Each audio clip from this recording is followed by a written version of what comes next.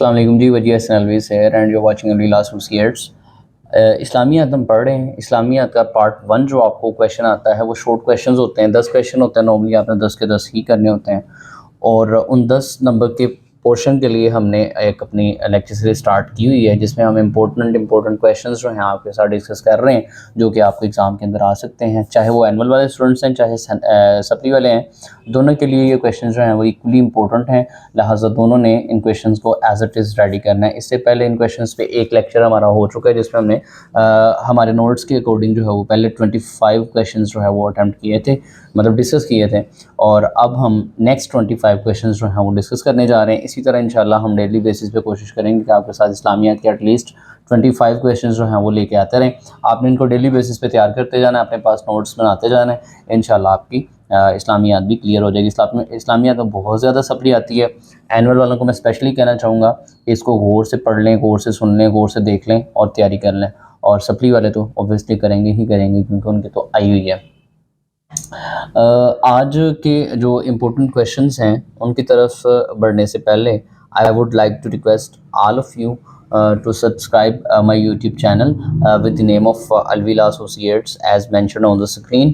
اور اگر آپ نے ہمارے گروپس کو جوائن کرنا ہے لا کی تیاری کے حوالے سے، تو آپ کانٹیکٹ کر سکتے ہیں میرے نمبر پہ، جو کہ یہاں اسکرین پہ مینشن ہے 0313438459۔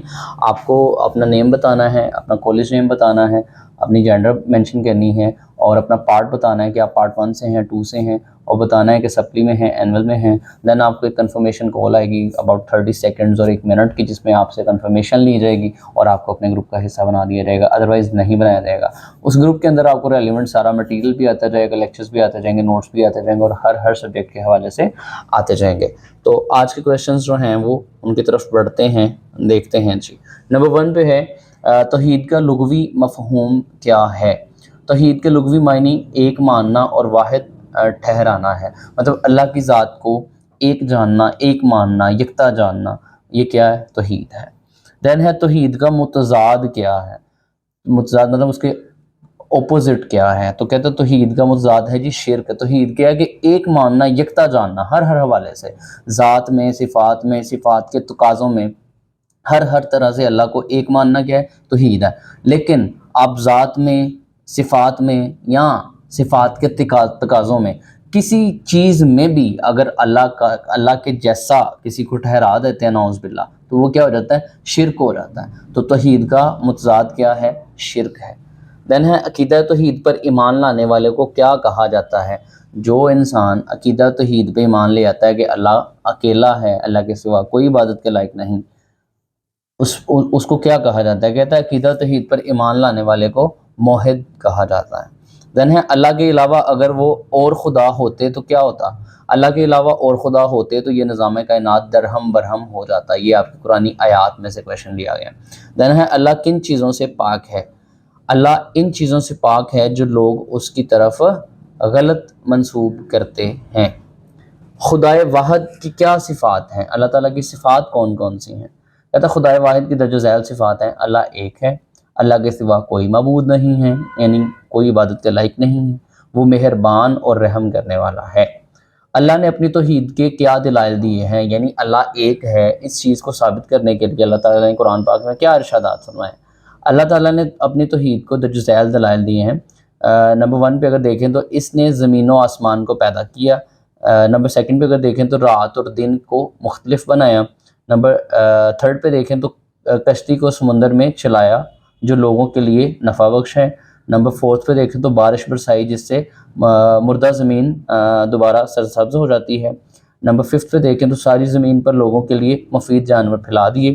نمبر 6 پہ ہواؤں کو بدل بدل کر چلایا تاکہ انسان کے لیے مفید ہوں۔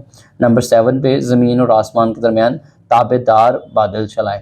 ایسا کبھی نہیں ہوا ہے کہ رات دن سے پہلے آ رہا ہے یا دن رات سے پہلے آ رہا ہے، کبھی نہیں ہوا ہے۔ ہر چیز ایک اپنے سیکوینس کے ساتھ، اپنے آربٹ میں، اپنے طریقے کے ساتھ چل رہی ہے، اللہ کے حکم سے۔ اللہ کی تابع ہے ہر شے، اور اس چیز سے ثابت ہوتا ہے کہ اللہ واحد ہے، اللہ کا کوئی شریک نہیں ہے۔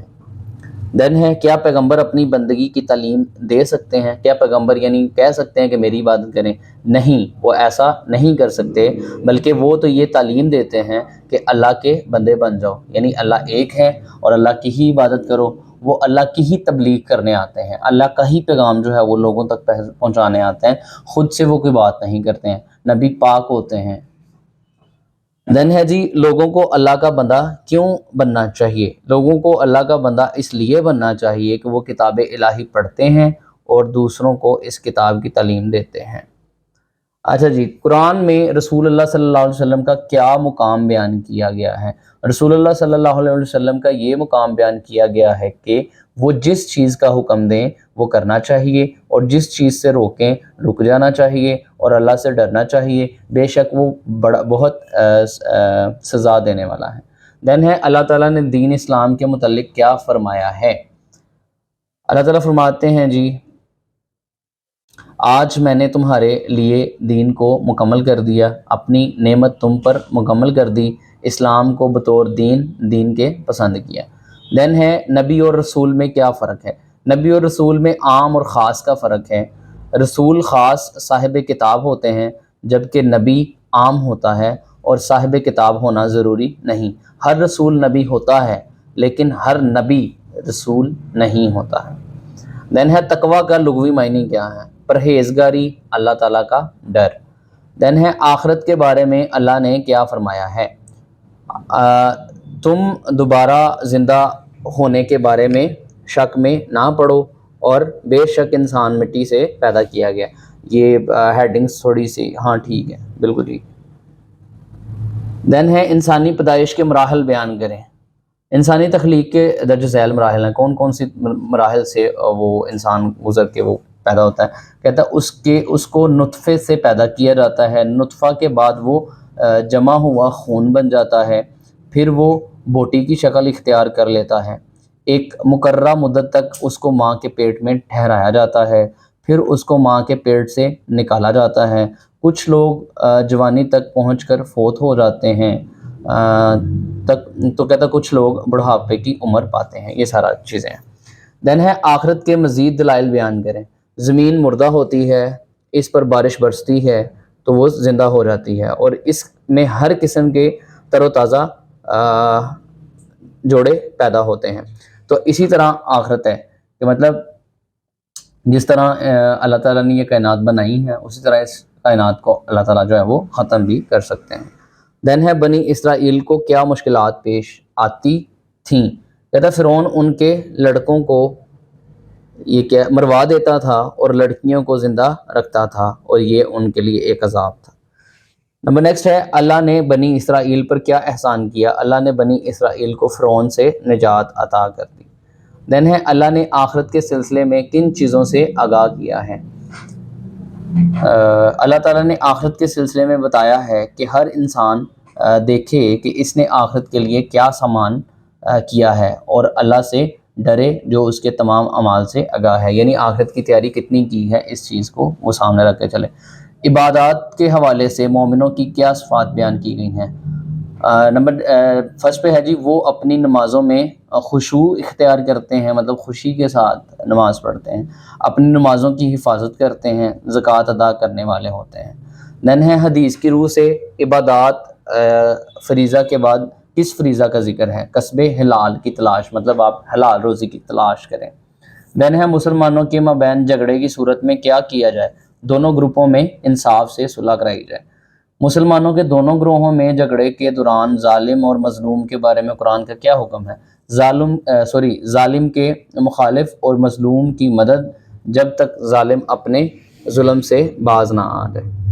اچھا جی، انما المؤمنون اخوۃ کا ترجمہ لکھیں۔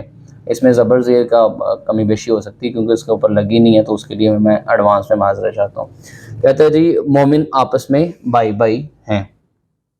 لاسٹ پہ ہے کہتا ہے آخرت کے بارے میں کس طرح ڈرایا گیا؟